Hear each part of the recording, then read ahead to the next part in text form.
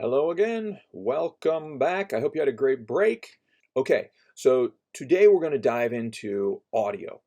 Um, if you're don't remember what you learned in 1600 or 2600, or you're just feeling rusty about like basic keyframing audio, basic mixing of audio, stuff like that, that's fine. And I have posted on Moodle this week some review videos that are from lectures I teach to those, the 1600, 2600 classes. So check those out. If you're feeling rusty on it, just rewatch them. Oh yeah, I forgot. This is how you keyframe. This is crossfades, and this is what the audio meter mixing. Review it. Those links are there. Review it. I'm not going to talk about it in this video because it is already in those videos. Okay. In this video, we're going to assume you know that stuff, and we're going to sort of dive in deeper to some more advanced concepts and ways to think about your audio. So when we're talking about audio, there are two separate things. There's sound editing and there's audio mixing. And at the Oscars, these are two separate Academy Awards. So they're two different job titles when you get to a certain level of production. Now, for you on a student film or low budget stuff, or freelancing for web video things, you're both. So we need to learn both. But it's important to know that there's a difference between sound editing, which is the process of creating and refining the sound for the movie. So bringing in sound effects and placing them where they belong. It's more of an editing thing. It's more of a placement and pulling from libraries and Foley and stuff and putting it in there, versus mixing, which is the process of enhancing and balancing. So that's getting your levels correct. That's adding reverb and making it sound like it's all in the same environment. That's mixing. We're going to talk about both today because, as I said, at this point you're going to be responsible for both. But let's start with sound editing concepts. So first, you need a good pair of headphones or an outstanding set of speakers. It's more likely that you can afford a good set of headphones.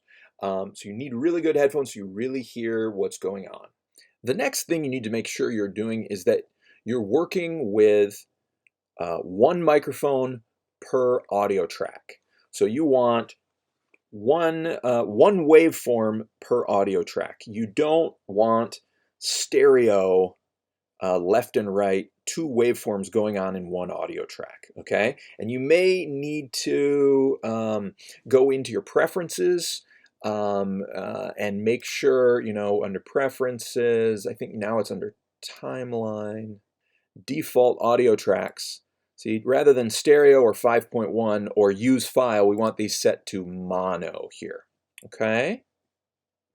So that when you bring in audio, it allows you to bring it into two tracks, separate tracks, and you can delete any tracks that don't have waveform information that you need. Now, for me, I am a big keyframer. So when I work on audio, what my windows look like is something like this, and I've got all these big blown up, which remember you can just expand these like this, audio tracks, and they're sort of checkerboard oftentimes. Let me give you an example here. So mine looks something like this, and they're often times checkerboarded. They look something like this. So when the first character speaks, their audio is on this track, and the next character's audio is on this track, and vice versa. And you end up sort of with a checkerboard pattern like this, rather than a single, strip. The reason I do that is because it gives me more freedom to come in here and make adjustments and overlaps and use keyframes to make smooth transitions between things. Now, a big project would have this checkerboard look, And then as we go down, you would have then your like room tone and then sound effects. And then at the very bottom, you would have your music, your score. And if, eventually, if you get into the business, there are, depending on who you're working with, like if you start working with a sound mixer or something, there are industry standard ways of your dialogue should be on tracks 1 through 4, your sound, your room tone between that and track 6, and other things down below that. So there is a method to this. There is industry standards, but at this point in your career, what I just want you to be aware of is have some sense, have some organization to the way things are laid out here. Have your dialogue limited to maybe the first 2 or 3 tracks, so it doesn't get so crazy and messy. Put all your music down on the lowest track. Put sound effects in between. It keeps things organized. It helps you keep on top of things, and helps you be a better editor. As I said, I love keyframes. That's how I tend to do things. I oftentimes, not always, but rather than, for example, something like this, rather than doing a crossfade between 2 clips, my tendency is often to make it myself, by creating my own crossfades with keyframes, which this is giving you essentially the same effect that a crossfade would, but I'm able to control it better. Now that's my approach. And I certainly also use crossfades. There are totally times when that is more appropriate and quicker. And there's nothing wrong with doing that either. Later in this tutorial, we're actually going to talk about that. But for me, I've got picture lock, so everything is all set in terms of picture. Now I'm going to go in and do some serious sound editing. Some of this maybe I've done along the way just to make sure, an idea that I had would work. But now I'm going to go in, I'm going to clean things up. I'm going to, eliminate funny little pops or things. And I'm going to make sure that everything's working the way I need it to work. Now, just like when you're going through the dailies and you're making your notes and the first time you see it is so important, for the picture, it's the same way for the audio. So you need to add to your checklist when you're going through those dailies. Not only are you making note of things like performance and dialogue and all of that, but you also need to make note of, hey, that was kind of a cool sound effect. Or, ooh, that was a big chunk of room tone. Let me tag that in my sub clipping right now. Because, nothing, is more frustrating than having to go back and re-watch all the dailies looking for like a footstep or a phone click or room tone. So if you can keep that in mind when you're going through the first time, that's going to save you time later. We've talked about it before. Sound is half the movie. Good sound is even more important than good picture in many ways. Audiences are much less tolerant of bad sound than they are bad picture. So this is very important. Give an equal amount of your energy and creativity to the sound editing of your project as you do the picture. And what I mean by that is little sound effects here or there can help sell an edit to the audience in really significant ways. Like remember in the, we were just recently cutting that dialogue scene with the boss and Lexi and Diane, and some of you played around with inserting, sound library, basically Foley of footsteps to sell the fact that we never really see Diane enter, but Lexi starts looking over there. And it worked. It totally worked. So don't be afraid, to try out things like that. Whether it's through a sound library, whether you're thinking, if I just had like the sound of some birds here chirping, or a footstep, or phones ringing in the background, like maybe you can Foley it, record it yourself and put it in. Maybe you can't, go look on some audio libraries. And as, good editors have their own audio libraries that they've sort of accumulated over the years, and these can really make or break a cut and are part of what you're doing as an editor, especially at this level in your career where there isn't a devoted sound editor working on your film. It's you. So take this responsibility on and think about Foley, think about sound effects. Okay, so this is a simple sort of review issue that I talk about in the review lectures. But if you're not watching the review lectures, I just want to make sure I reiterate, never use off-mic lines. So, here we've got the master shot, and we have these two characters talking to each other, the one seated and the one standing up. There's only one boom mic on this shot, and it's pointed at whoever's, on camera. And even when we're in some point we're in an OTS, I think you're going to be, like with the Boss and Lexi thing, the boom mic is going to be pointing at this person. So be sure you're only using on mic lines. You can't use those off mic lines. We've talked about it before, just wanted to reiterate it again. Now, an issue with the dialogue scene, something that you had to work on was trying to minimize the audio edits so we wouldn't hear them. And sometimes it's really tricky, like in particular for that office scene, I don't know if it was an air conditioner or noise traffic, but the room tone of like Boss Lou's, the boss's shot and Lexi's shot were quite different. One, I can't remember which one, but one of those shots, the room tone was just more hummy because there was some air conditioning on, or I don't know what was going on. So in some situations like that, you're limited with what you can do. That's a recording issue. There are things you can do here, and we'll talk about noise reduction in a little bit.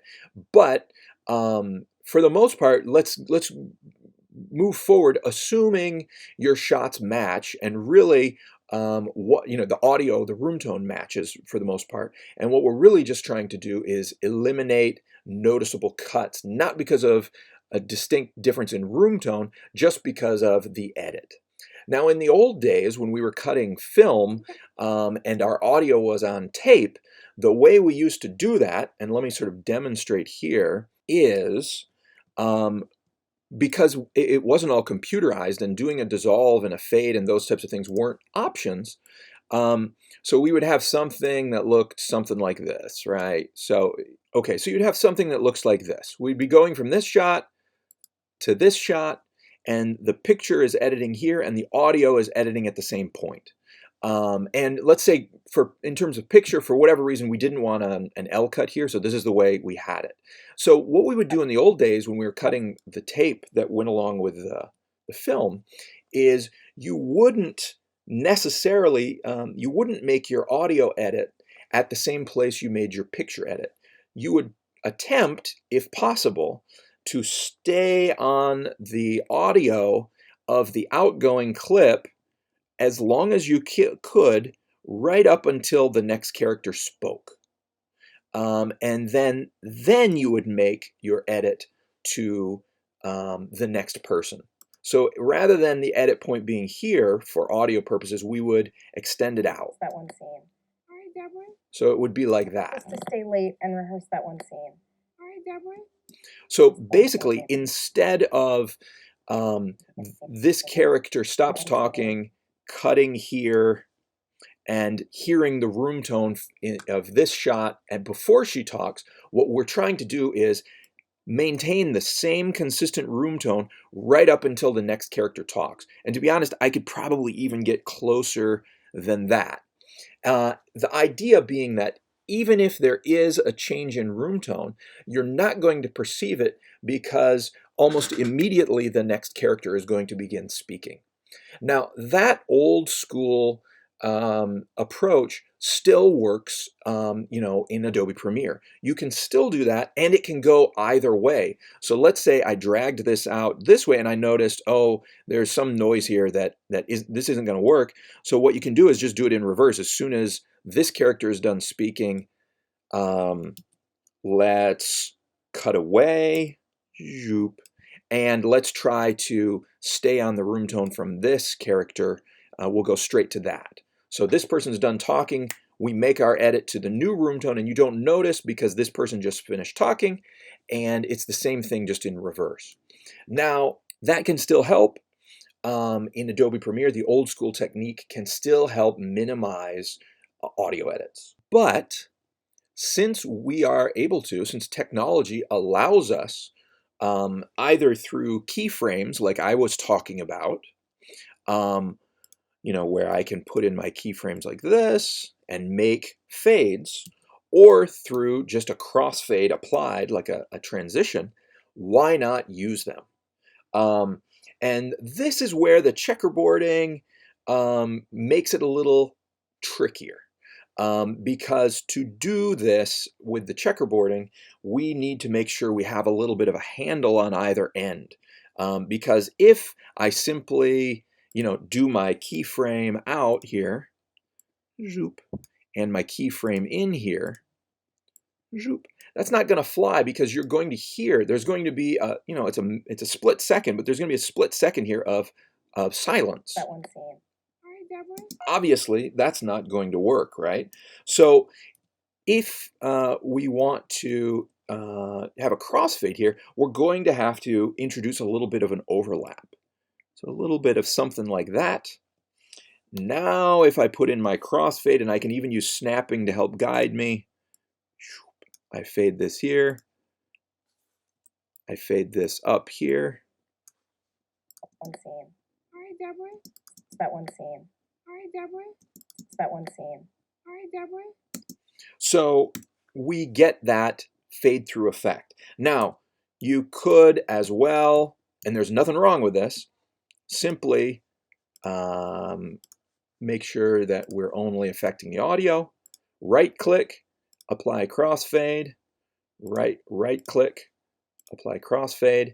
Now these are too big, so we could shrink them down, right?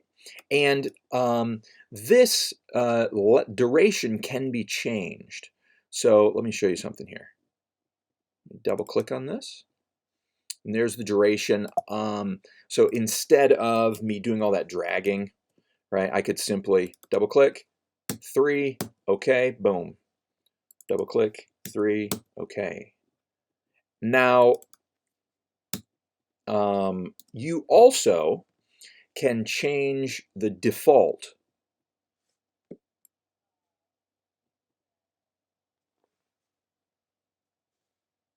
So check this out. I think the default normally here is 30 for video transitions and audio transitions, but you can customize this. So let's say, I usually set mine to 10, even though Adobe defaults to 30.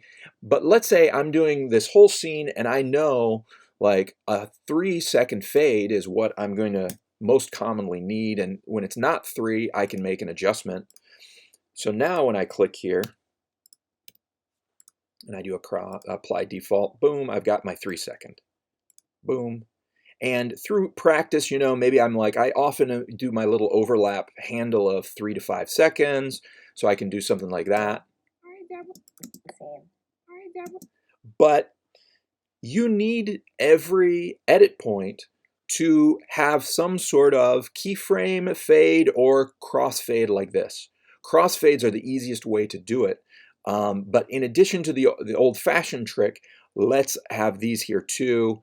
Now you need to be careful, because sometimes when you do this, as you start fading in, you start hearing something in the track that you didn't want anybody to hear before. So it's not as simple as I just go through and apply these crossfades and everything's fixed. You need to go through intentionally, place them on there, listen to it with your good headphones so you know what's going on. But it's a tedious and slow business, but that's what sound editing and in the long run sound mixing as well is all about, is seamless, hiding all of these little edit points and cuts.